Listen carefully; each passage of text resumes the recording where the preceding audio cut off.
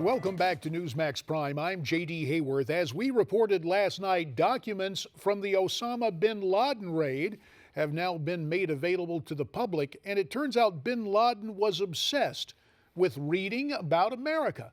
According to those documents, dozens of articles, magazine clippings, and books were discovered when our special forces made that raid that cost Bin Laden his life.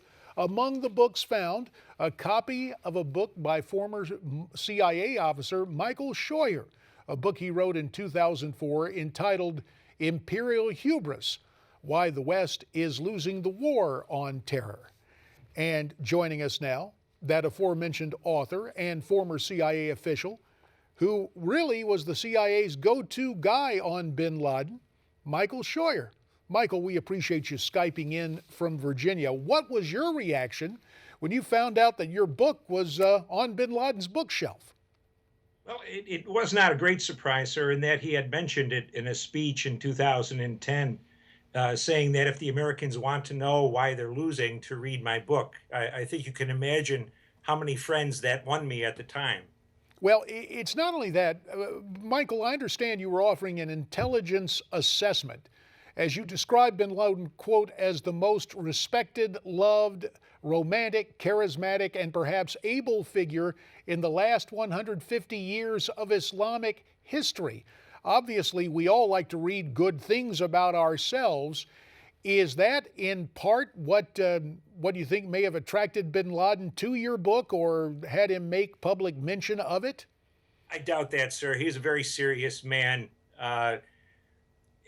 It's what attracted him to my book was that I had listened to what he had said for a better part of 6 years, and I correlated what his organization did in response to what he said they were going to do, and that was a very high correlation.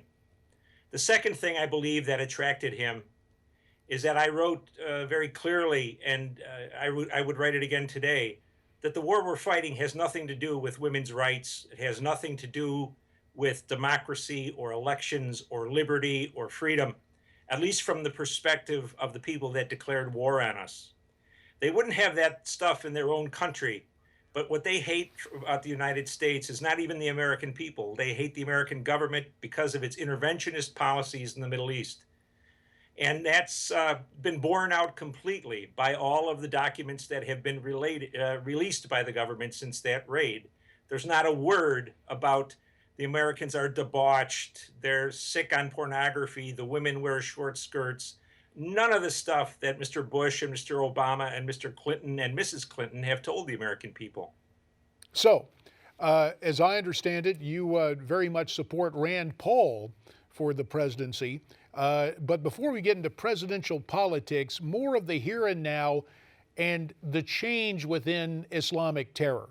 It seems through Western eyes, based on what we're reading, Al-Qaeda grows dim. ISIS has taken center stage, what Mr. Obama once referred to as the JV team.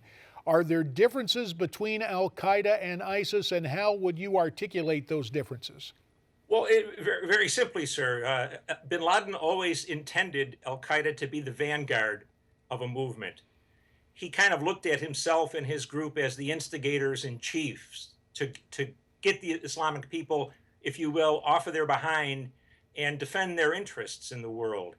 It's a natural progression from Al-Qaeda to the Islamic State in the sense that they're moving from a small, compact vanguard into an actual something approaching a nation state. It's, even Mao wrote about it. An insurgency moves from smaller groups to bigger groups. And I think that's what we're seeing now. And as I understand it, at least as the reports came in, among the writings of bin Laden were admonitions not to concern his Al-Qaeda fellows with building the Islamic State, but instead concentrate on killing Americans. Yes, sir. Is that an accurate, is that what bin Laden was all about? He had a very structured notion of how to achieve the goal, which at the end of the day was the caliphate that we talk so much about today. But the first step was to drive the Americans out of the Middle East as far as possible. first by killing them here, then by enticing them to a war over there, and then by driving us out. The next step was to destroy the Israelis and the tyrants who rule the Arab world.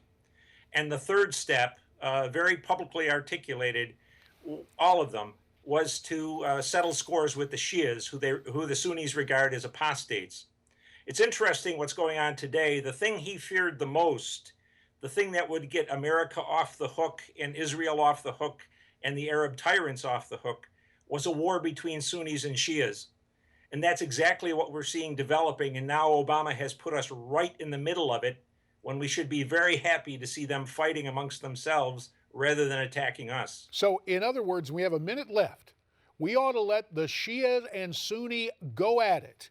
What else should we be doing, in your opinion? 1 minute remains. We should do whatever we can to get out of the Middle East, sir. I think it's near to treason for Obama to have not completed our energy independence and made us be able to say to the Saudis, don't call us, we'll call you.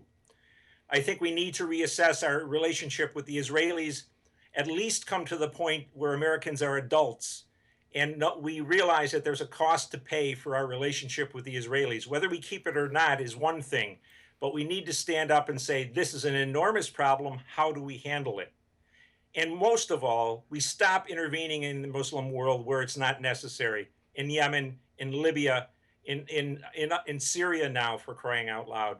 The war in Syria has gone on for 4 years and no American is dead except an American who wanted to play around on the battlefield. Michael Scheuer, we appreciate very much your insights and analysis. You heard what Michael had to say. How do you respond? Send me your comments. You can use email or Facebook or Twitter. And Newsmax Prime will continue right after this.